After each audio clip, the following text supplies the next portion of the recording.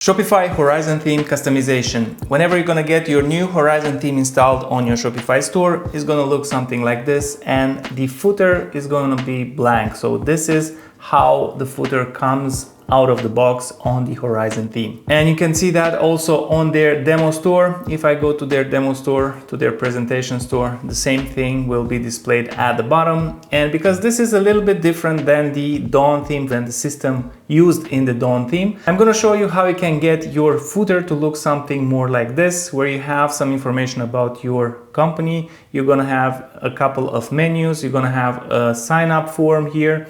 You're gonna have your social media at the bottom and the policies here. This is the standard footer that you should have on any Shopify store. You should have some information about your company, maybe the address, maybe a phone number, maybe opening hours if those apply to you. Then you're gonna have 3 menus in which you can have elements to help the customer browse your store, with shop elements like products and categories, maybe about the company, maybe some legal links with policies and so on, a sign up form where customers can go and sign up to your newsletter. If you go to mobile view, it looks something like this, where you have the information about the company at the top. Then you're gonna have these accordions that open up with the elements inside the menus. Then at the bottom, you're gonna have all the rest of the information. So if you want to set up something similar for your Shopify store, let me show you how you can have that done. I'm gonna go back to my store and I have here the live theme, which doesn't have that set up yet. And it looks something like this. If I preview it, you have the standard blank footer. So whenever you're gonna have the Horizon theme installed on your Shopify store, you're gonna have your theme there. If you want to work on it, you're gonna have to go and customize. I'm going to just preview it for now. So here is how it looks out of the box. What I want to do first, I want to go ahead and remove this powered by Shopify link, because I don't want to display that on my store. And to do that, I'm going to edit the code first. So I'm going to go to edit code, because we don't have a customize option for that. I'm going to look for footer, and inside the footer section here, I'm going to open that up and I'm going to search for copyright. And it's not in the footer section, but I see here that we have a footer copyright. So if I go and I open that copyright up, I see here all the information I need. So what I want to do is go and comment out this part here, powered by link, and I'm going to select it and I'm going to press command and slash, which will comment out that copyright part. So if I save this and I go back to my site here and I refresh the page, this part here should disappear now. And it did. Now I just have the brand and then I have the privacy policy next to it. If you want to display here another policy, you can go ahead and do that. First of all, you're gonna need policies generated on the store. In order to do that, you're gonna go to your dashboard, and inside settings here, you're gonna have here policies at the end. You're gonna open that up and you're gonna generate a new policy. As you can see, this one, privacy policy, which we already have. Here is displayed. If you want to display terms of service, for example, we can click on it and then we can insert from template. That means that Shopify will generate the policy for us. I'm going to click that. Of course, you're going to have to read through it and add your information here at the bottom, but you should be on board with everything that is being said here. And now the terms policy is set live. If I click it, I can find the policy inside. And as you can see, it doesn't have the label no policy set. That means that the policy should already be displayed on the store. If I refresh the page, yeah, it's there. So we have policy, we have terms. If you want to generate a new one, you can just go ahead and generate the policy you want, and then it's going to get displayed here in the footer, because this is selected in the customizer. So I'm going to go in the customizer now and I'm going to show you how this block looks like. I'm going to go to my theme again and I'm going to click on customize once the theme has loaded. So on here, if you're working on a duplicate theme, you're just gonna go on the theme that you want to work on. If you want to work on this one, you click on this customize. But this one is not published yet, so you will have to go and preview it once you work on it. Now, because I'm working on the live theme, I'm going to click on customize. If I open the footer folder up and I look at the bottom, we have the social media links, which are not visible yet because the eye is turned off. but we were working on the policies. And on the footer utilities here, we have copyright, which is right here. So this is the copyright, and these are the policy links. You have a couple of options for them. So if you click on them, you're gonna have here the font size and the case if you want to show them in uppercase. I'm gonna just leave it as it was. And so if you add more policies, they will be displayed in here. In my case, I'm fine with that. So we have now policies at the bottom. What I would like to do is to display those social media icons, and they are already there. So I'm going to just click the eye so that they get displayed. And I'm going to open that folder up because that's another collection of items. And this collection of items contain all the icons for the social media links. I'm going to just remove one because I don't have an X account. I'm going to remove that. And I'm going to leave all of them there. If you want to add your links, you can click on the actual name here, so Facebook, and you're gonna change the link inside. To replace the link in there, you're just gonna select it like that. You're gonna click on this X here, and it's gonna get removed, and then you're gonna paste your link in. And don't forget to click on this, because if you don't, it's not gonna save. So you're just gonna have to click on the link up there, and it's going to get selected. And then you are going to save, and now the Facebook link is in there. So if I go here and I refresh the page, if I click on the Facebook link, I'm going to be sent to the link that I've added. If I click on the Instagram link, I am going to be sent to the Shopify's Instagram page. Okay, these are the social links, so I displayed them down below. What I want to do next is go back. I'm going to change the color of my footer. So I'm going to click on the general footer section, which is here at the top. So you see everything is encapsulated in this section. I'm going to just click that.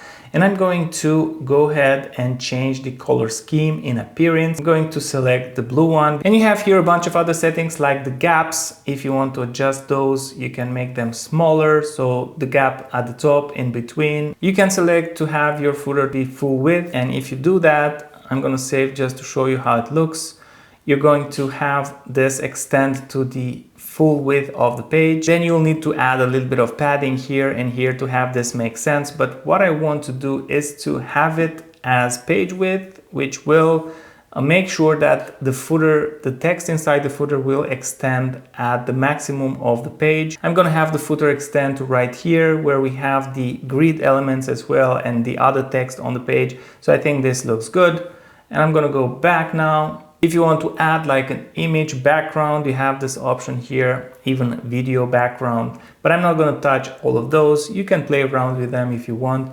I'm going to go back out of the footer. So inside in this footer element, we have everything that is in here, every block.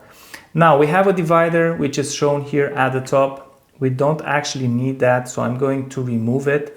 The line over there. And now the divider also had a little bit of padding.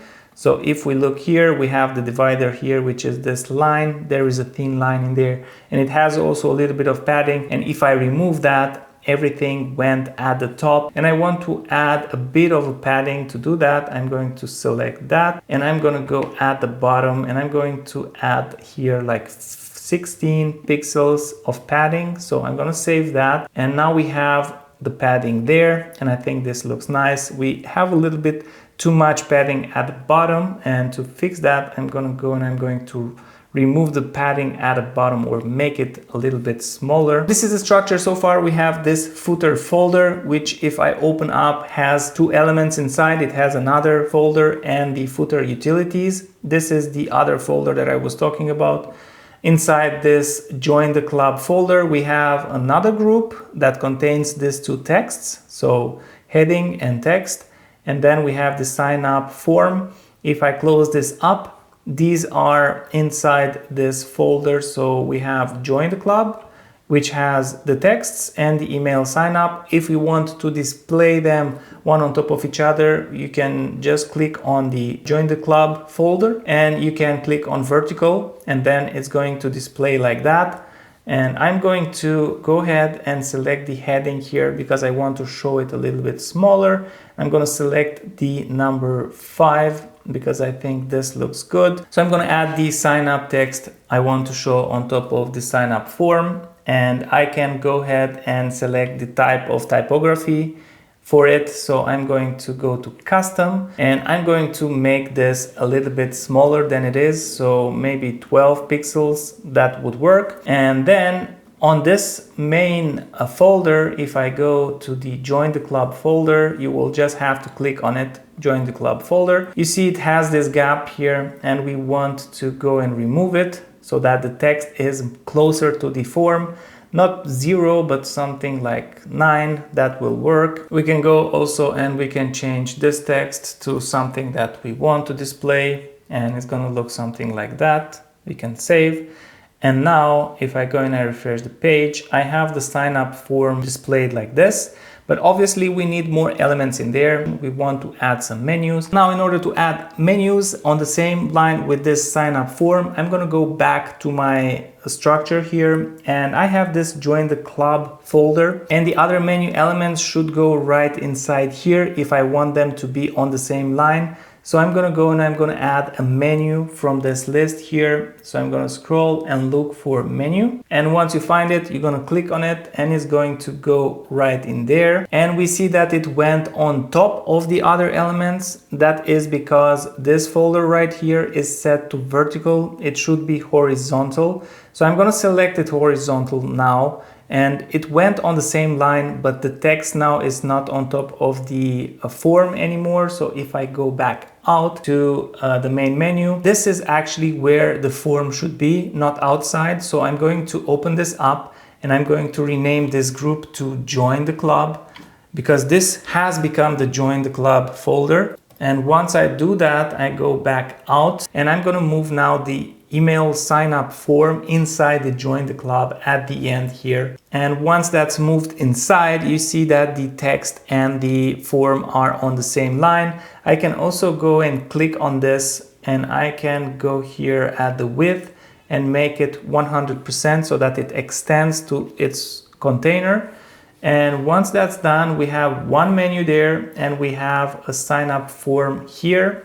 So I'm going to go back up. This is the structure right now. So we have the join the club, which is actually general. So I'm going to click and rename that to general. And then we have main menu, which is this one over here, and join the club, which is this one over here. So I'm going to work now on this menu. I'm going to open that up and I'm going to say shop, for example. If this is the shop menu, I'm going to go underneath it and I'm going to select the heading 5 because this looks good for me. If you have a different one, you can choose the one that looks good for you. Then I'm going to reduce the gap between the elements by reducing this number here, so to maybe 2 or something like that. I think that looks good. Then I'm going to add a little bit of padding to the left because it's going to have other elements to its left and I want a bit of padding before the text comes. And we can also mark it as show as accordion on mobile.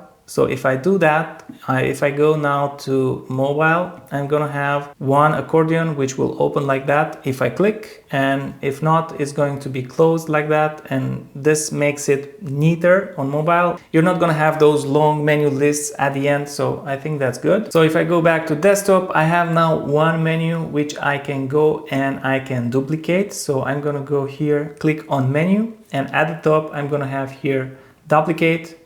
And if I need 3 or 4, I can duplicate again. So we have now the 3 menu lists in there. The first one is shop, the second one can be about, and the third one can be legal.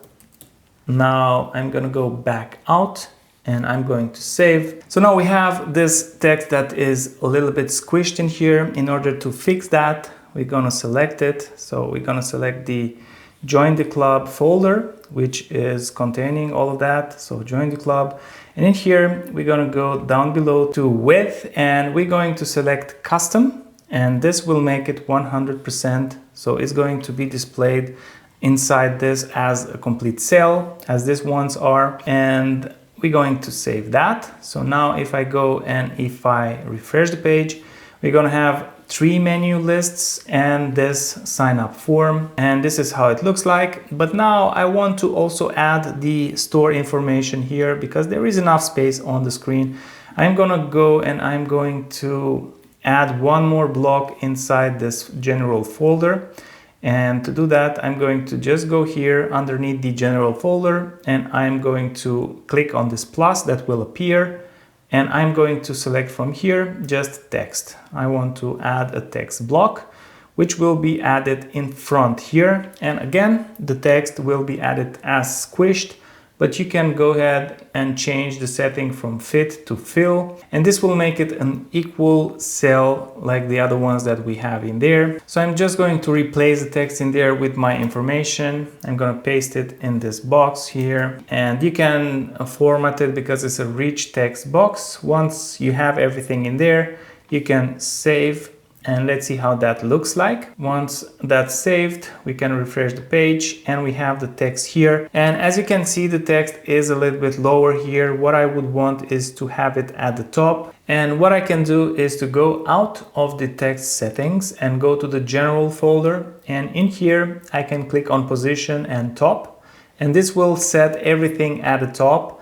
But as you can see, these elements here have a little bit of padding. So if I save now, and I refresh the page, I'm gonna have the text and the sign up form at the top. And then this element's a little bit lower, which is not looking that bad. But if we want to have everything in line like it should be, I'm gonna go back and I'm going to add a bit of padding here and a bit of padding here. And I think that will solve that. So I'm gonna go to the text element, and at the bottom here, we have the padding settings.